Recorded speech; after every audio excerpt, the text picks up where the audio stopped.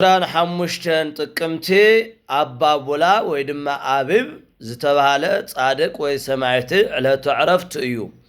እንግዲህ እዚ ጻድቅ እዚ አቢብ ማለት አበ ብዙሃን መክበ ኩሉ ሰናይት ማለት እንትኸውን ወለ አቡ አብርሃም አዶ ደሞ ሃሪክ ትባሃል። ያው ሀገሩ ሮም እዩ እና ውልድ ክሱን ከለው ወለደ ሲእናም ተቀመጡ። ነገር ግን ለእግዚአብሔር ይጽልይ ነበርሞ ብጽልይ ከለው ግን ሰብአያ ብለይቲ ሓደ ፍሬ ለሃወ መልአክ ረአየ። ስለዚህ ብናጉል ሰበይቱ ነገራ ዘፍሬ ወዲ ውልድ ከም ዝኾነ ተገለጸሎም። ስለዚህ ሰበይቱ ጸነሰት ወዲያውንና ምስ ጸነሰት ግን ኣብቲ ኣብ ገዝኦም ዝወቀለ ኦም ዛፍ ቡላ ገብሩ ለእግዚአብሔር ወቅዱሱ ለአምላከ ያዕቆብ ዘይሃድር ውስተ ጽዮን ዝብል ተጻሒፉ ተረአየ።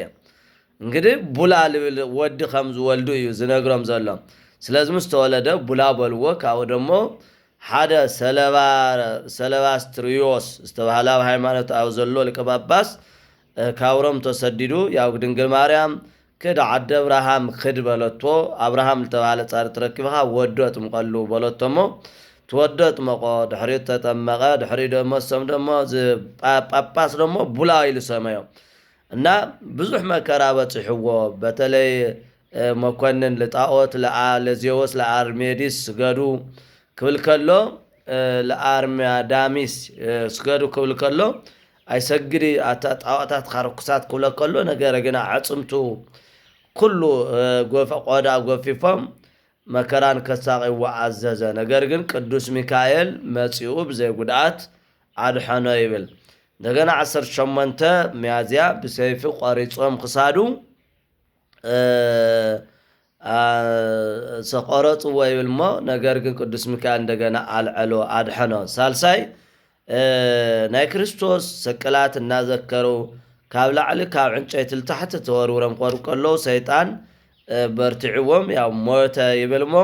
ሰለስተ ጊዜ ካብ ሞት ተለዓለ። ስለዚህ ጻድቅ እዚ በመጨረሻ ያው ሕጽር አቢልና ትርተለና እግዚአብሔር ታይልዎ ያአክለከ ዘጻመው ከበውስተ ዝንተ ዓለም እዚ ብዛ ዓለም ዝደኸም ካዮ ያአክለካ ወአነ አፈደፍድ አሰከ በውስተ ዘይመጽ ዓለም አነ በትመጽ ዓለም ዋጋ ከወዝሐልኻ እየ ኢልዎ እግዚአብሔር። ወኩሉ ዘይጸሊ በስምከ ሃበየ ወዘጸዋ እስመከ በጡእ ልብ እዝላባየ ብኣኻ ስም ዝጸሊ ብናይኻ ስም ብጡእ ልብ ልዘጽውዕ ኩሉ ተስካርኻ ንዝገበረ ገድልኻ ዘጽሐፈ ዘስምዐ ዝንበበ ዝተርጎመ ብጸሎትኻ ዝእመን ኩሉ ኣነ ክምሕሮ እየ ኢሉ ቃል ኪዳን ይህቦም። ያው አረም እንተኾይኖም ስረት ኃጢአት ከስተስረየል ይይሉ ንዘላለም ቃል ኪዳን ይህቦም ለማዓንቲ ጻድቁ አባ አቢብ ዓሪፎም ማለት እዩና